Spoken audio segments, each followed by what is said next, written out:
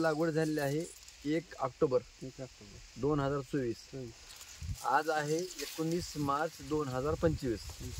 राजू किती दिवस झाले? याला 5.5 महिने झाली जवळपास. आज 5.5 महिने झाले.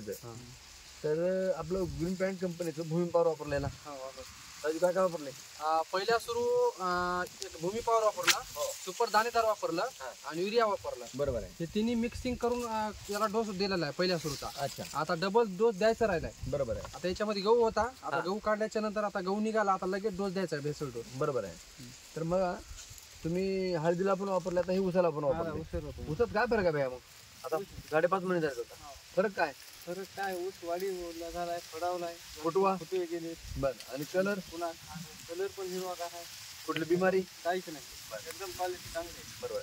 मित्र, या ठिकाणी महत्वाचं काय सांगायचे तर राजूच्या बराबर आता हा ऊस आणि आपला हा ऊस, पलीकडला ऊस एका दिवशी लावला का? हो, ते एका दिवशी नाही, 15 दिवसाचा फरक. नाही, 10 दिवसाचा फरक. 10 दिवस उशिराचा तो ऊस आहे.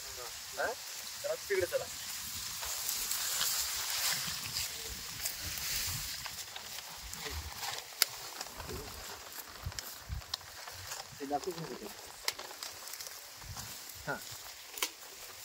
तर या ठिकाणी ग्रीन प्लॅनेट कंपनीचं कुठलंही प्रोडक्ट वापरलं नाही.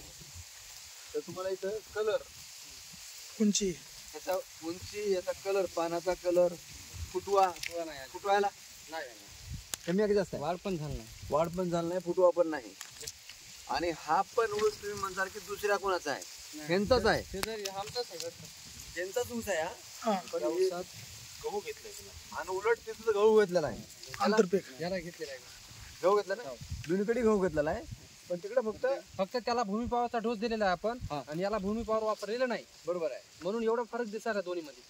तर हाईट मध्ये